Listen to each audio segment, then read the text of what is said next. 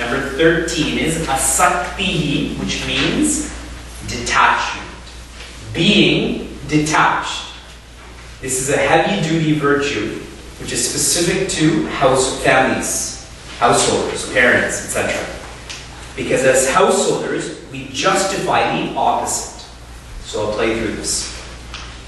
Another word for detachment, or words for detachment, is dispassion. Independence. Passion is rajas.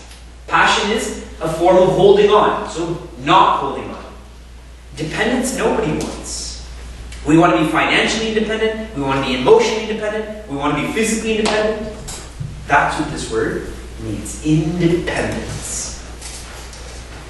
At a spiritual level, you and I develop a general attachment to everything. Even the seats you're sitting in right now, you developed a general attachment to. Tomorrow, if someone is sitting in your seat, you'll look at them. You won't say anything, but you'll make them know that you are sitting in their seat, and then you'll sit somewhere else. And then you'll be thinking, how come that person is sitting there? Even driving, we develop a general attachment to the driving lane. Right? Then the road rage kicks in.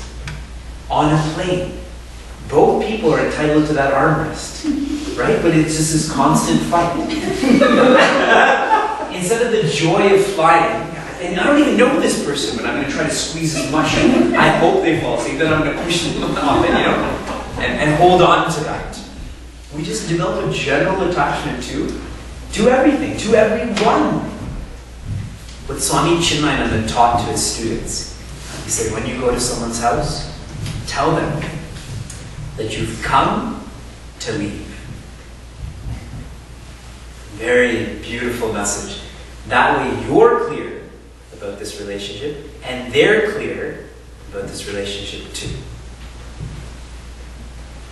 I go to places, and it's not just about me, but anyone who is involved in this service, people become possessive then.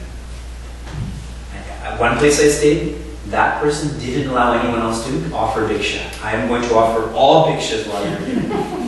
Right? That possessiveness comes in. See, even, like I'm saying, in a spiritual nature, that possessiveness kicks in too. And if we think about it logically, how can I hold on to the infinite if I'm still holding on to the finite? It's not possible.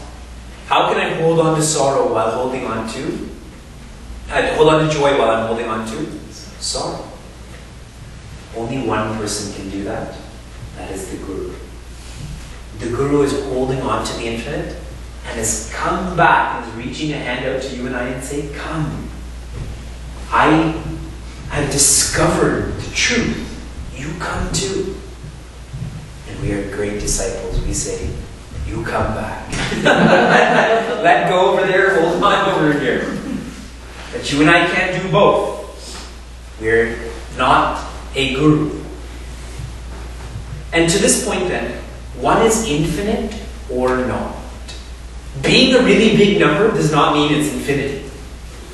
I dreamt last night that I was the mayor of New York City and I totally transformed the city. And I come here and I'm the mayor of New York City. I let that bill pass to ban 32-ounce soft drinks. If I dreamt that and came and told you this, then I acted like it was real, you'd all leave right now. This is just a dream. It's an example, okay? I don't really believe that. I'm not the mayor of my own house.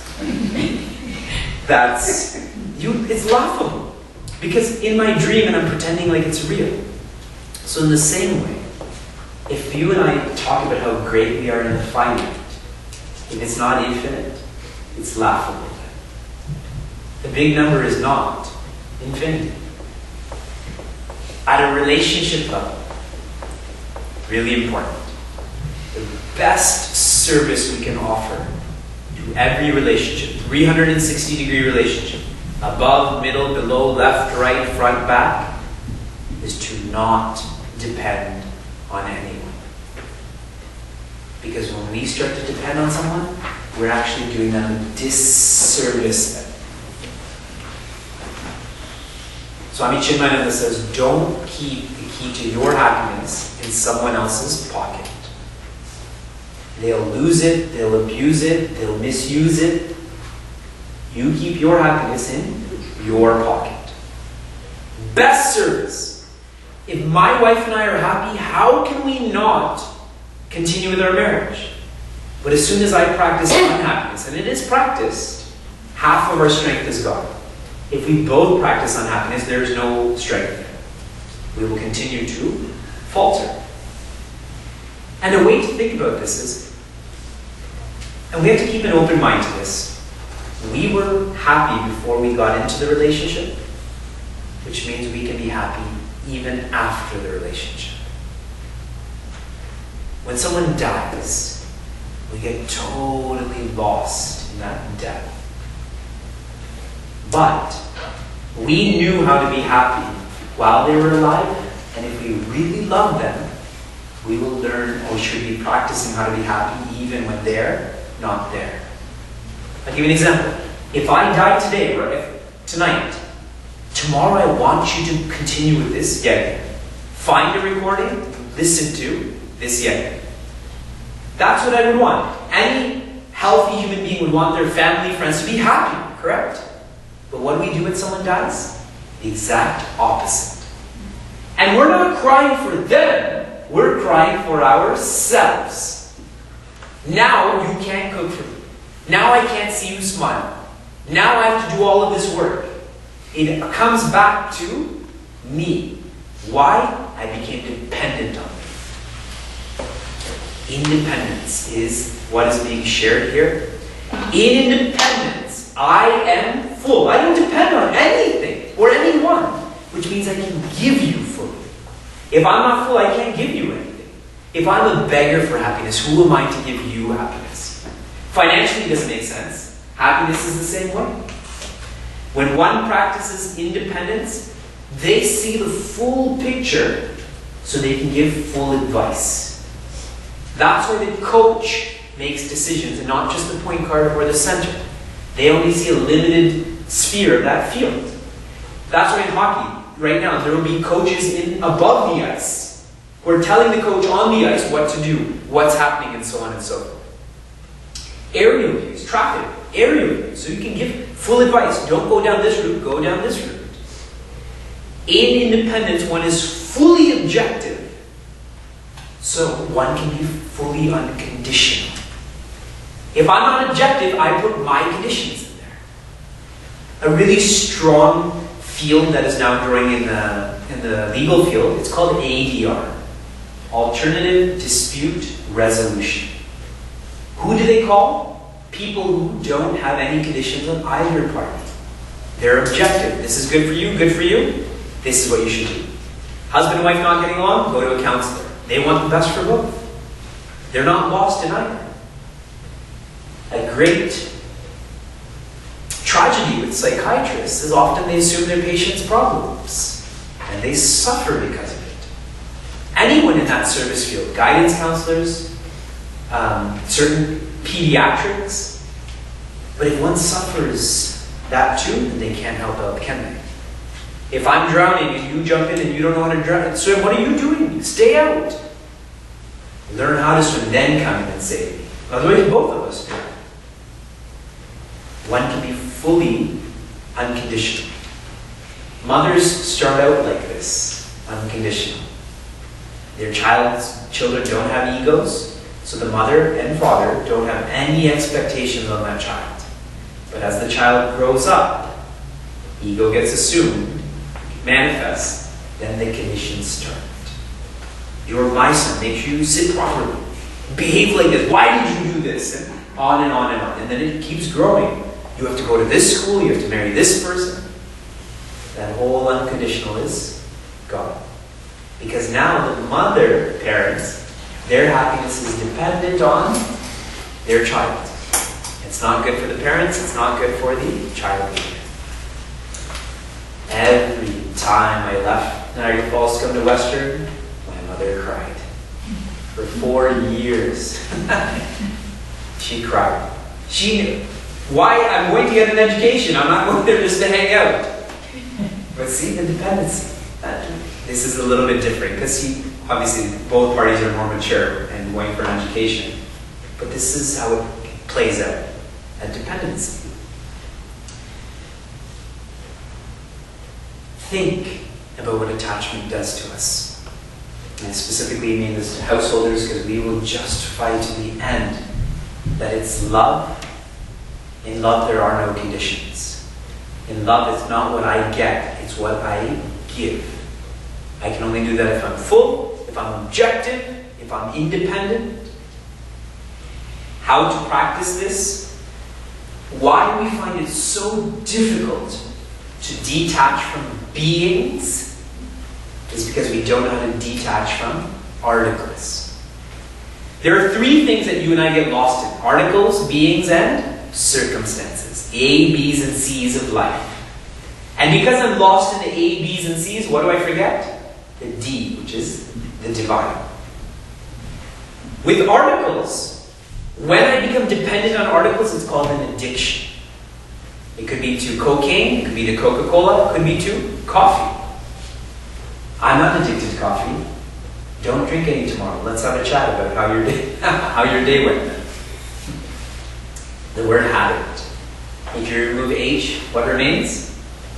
A bit is still there. You remove A, what remains? A bit is still there. You remove B, what's still there? It is still there. You remove I, what's still there? T. For Indians, T, fundamental. You cannot break T. That has to stay. That is an addiction. South Indians, go a day without rice. North Indians, go a day without chapati, roti. One will go into shakes, what kind of life is this? With circumstances, it's called apathy. That I know the world is changing, but I don't want it to change.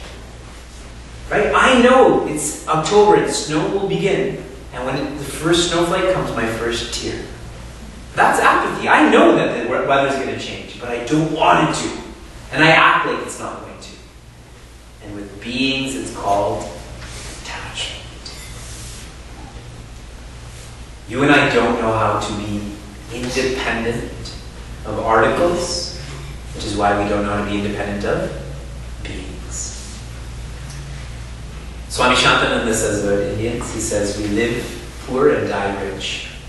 Because we just don't know. We don't know how to give. And we are also, these are all the insights for those who are not Indian. You can use this material too, okay? These are the secrets. We are pack rats. We do not know how to give things away. We don't know how to throw things out. Yeah, I'll use it next year. Yeah, I'll use it next year. Yeah, like, why do you have this for your daughter? My daughter's not going to care about this. She will want something new. We just don't know how to let go. How to practice this? Start giving away articles. Start with the easy part. That is, free yourselves from addiction. Then we can work on attachment. There's a rule of thumb in colder places like London. If you don't use it in a year, in 6 months, give it away. Someone will use it. In hotter places, it's if you haven't used it in a year, give it. Because they don't use the same clothes all the time, like in California. So go to your garages, go to your closets, go to your toothbrush drawer. If you haven't used, you should be using your toothbrush. But if you haven't used it in 6 months, give it to someone who will use it. There are people who need that, let alone want it, need that. I met a girl who has 96 pairs of shoes. You're all shocked right now. Only 96? And I told her, I gave this message to her, and she came the next week and said, I gave a third away. I only have 62, 63, whatever it is. But good for her. In 1 week, that much change. Good for her. She went down. We will complete 14 through 20 tomorrow. And each of these virtues is more beautiful than the next. I've highlighted some of the most important ones like humility. I've highlighted some of the ones that specifically relate to families.